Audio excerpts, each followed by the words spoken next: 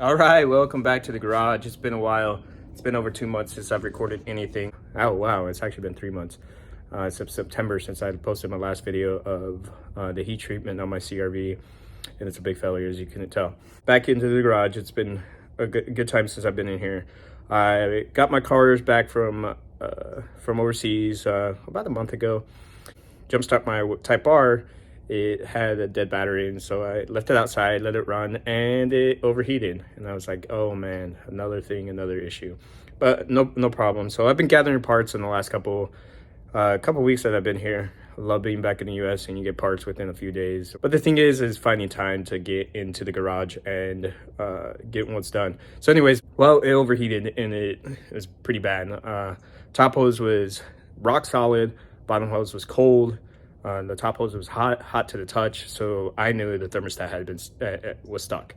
So I gathered some parts up. I got a new thermostat from Rock Auto, a Gates brand, and you know what? I also decided to get some nice little piece, Billet water neck from Jack Spania.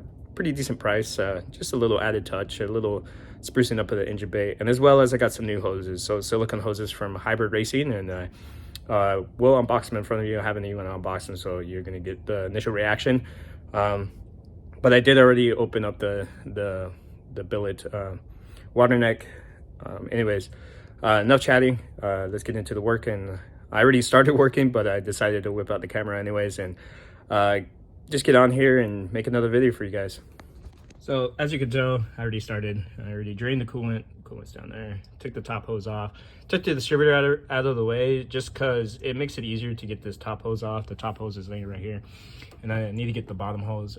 That's a little jumper unit I made before I shipped the car out. I knew it went out because I was driving it around and the fan didn't kick on and it was getting hot. So I pulled over and I jumped it with something I had in the car, and I kept it like this just so it didn't overheat while it was in transportation and while they were transporting it. But I guess that's my issue.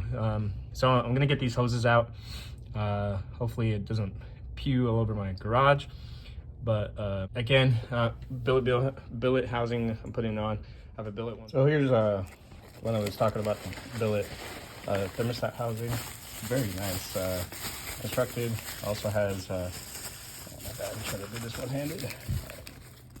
Also has comes with the hardware. Comes with an extra port if you need to a temperature sensor. Also has the fan switch.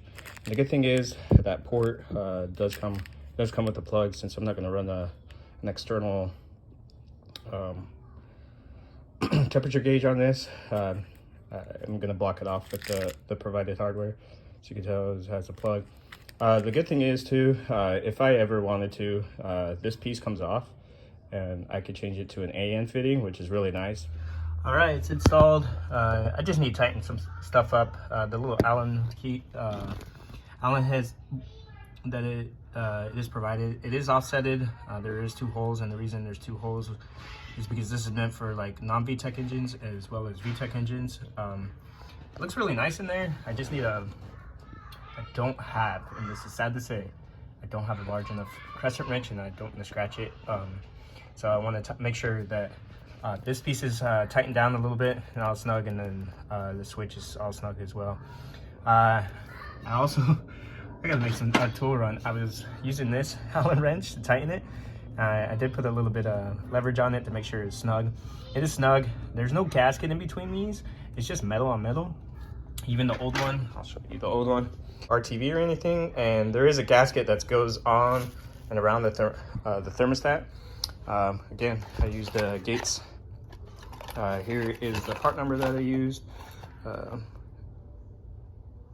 So take a second to look it up. I got it off Rock Auto. It is OEM temperature opening around 180. Don't quote me, but it is OEM temperature opening. I don't want anything running cooler. Yes, you can get a cooler one to run cooler or a hotter one to run hotter. It is sometimes they're stamped inside, and this one was stamped. It says it opens up at 78 degrees Celsius. So, yeah. All right, opening up this box. Hybrid Racing's got their own tape. Sorry, let me put the camera down. Let's open this up.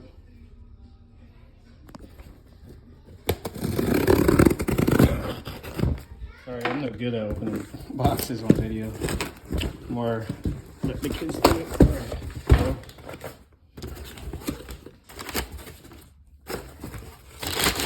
So, oh, another box. Oh, right. Awesome. Just open up. Oh, man. Tough box. Wow. Or I'm opening it wrong. Man, these look well constructed. All right, so here's the bottom. It's a little tough, but you can tell it's not cheap. Silicone, like most companies. Even Hybrid has got like where to put it. Hybrid Racing. There's the part number for the upper. Here's the lower. Once I got it out of the bag, I kind of put it down. It's so tight in my hands. But anyways, it tells you which end's the engine. Their famous green interior. Looks good. Looks well constructed. I'm gonna put this on. I need to run back to the parts store and get some RTV. Not for. Went and picked up some Honda Bond from my local dealership. I decided to go and picked up a tube of Honda Bond. This is with a military discount. I found it cheaper in Maryland. It was $13.68, so 14 bucks for this tube with the military discount. The one in Virginia wanted almost 20 bucks, and they only gave a 5% military discount. So obvious reasons, I went with the other one. This is a authentic Honda Bond. We'll link a video in the description on how they actually rated Honda Bond as an RTV, and it was the top 3. Has really good tensile strength and really good pressure holding strength. I'll put it in the bio on the video. So I'm also going to follow the directions of manufacturer. I already wiped this, cleaned this off. I also wiped the head. I'm going to put it on here. I already cut the tip. Just focus a little bit. I cut the tip. Yeah, it does say a brush, but I don't have a brush, so I'm just going to do with the tip. Put it on there, wait a minute, and then place the two materials together. Obviously, I'm going to have to wait a whole day, well, 15 to 16 hours to dry. It says it right here in this instructions, 15 to 16 hours. But again, this is where I'm going to take this video. I'll show you once the hoses are complete. All right, I gave it a minute. I tried to spread that out as evenly as possible and clean out the edges. I mean, look a little nasty, but I'll definitely have to clean it up afterwards. And then I'll put it together and I'll show you. These hoses are so awesome. Somebody asked why I reuse these old clamps, and yes, they're a pain in the butt to get off, but if you don't know, these are actually have a certain strength of clamping force. So especially when you're meeting up plastics, aluminum, and other metals, it doesn't cut into the hose. That's the biggest issue. Like, yeah, it leaves an indent in the hose. Like here, here's the old hose. Yeah, it leaves an indent, but it adds the perfect amount of clamping force. I don't like the ringworm clamp hoses. One, they look uglier than these ones. Two, you can over tighten them, and on the edges you can start cutting into the hose, or you can start bending the metal down. If it's a softer metal and you're just clamping away, you're just gonna make it not a perfect circle. So I like reusing these ones because yes, they're not the nicest looking ones. Yeah, I could have cleaned it up, which I probably will later. Clean them up and give it a little polish or whatever, but that's why I use these hoses, these hose clamps. It's all buttoned up. It looks really good down there. Just that little piece of billet looks awesome down there. Yeah, I also put the distributor back. Makes life a lot easier when the distributor's not in the way. Also, I don't know if I mentioned in the beginning of the video, I did leave a little score mark, as you can tell, just so I knew exactly what placement it is. It doesn't affect it too much, like you're either advancing or retarding the timing. But this car does have a tune. It does have an ECU that has a tune in it, so I just didn't want to throw any variables off. So I just marked it before, scored it with a little pick, and put it back. So that's it for this right now. That's it for this video. Thank you for joining me. Yeah, it did take me a couple days to do this. So I had to drain it. Then I had to put stuff back. A lot of stuff came up in between me making this video. Together for now. I'm pretty excited. I'm gonna let the Honda bond obviously set. Here's a kit that I use for bleeding. And as you can tell, some of them, let me pull this one piece out. Right over the radiator cap, it takes place, and you just use this funnel so you can burp out the system. It's awesome. It's a $20 investment. I got it off of Amazon, but for some odd reason, you see these little O-rings? For the size I need, I don't know where it went. It might have got lost in the move, or I might have thrown them away. And I'm like, what is this? And just threw them away. If you all know military moves, kind of just toss things, clean up stuff, and just toss stuff when you don't need stuff. And that's probably what happened. Is I probably just was cleaning something up, didn't realize what it was or what it was for, and probably threw it out. So now I'm on the quest to go find another one.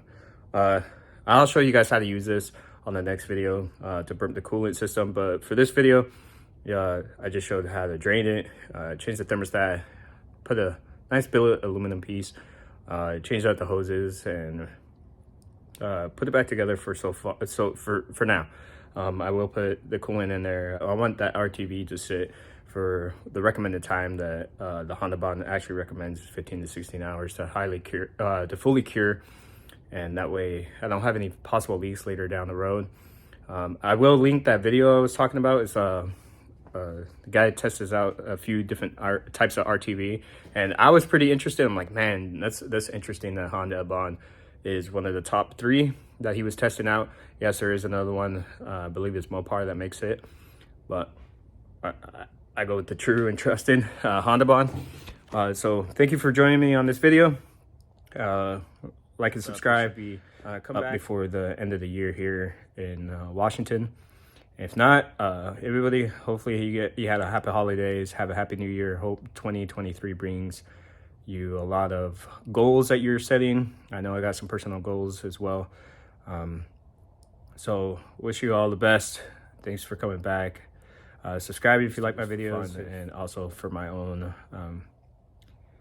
just for my kids later down the road to see what Dad used to do when he was younger and why he likes cars so much. But thank you. Have a happy new year, and God bless.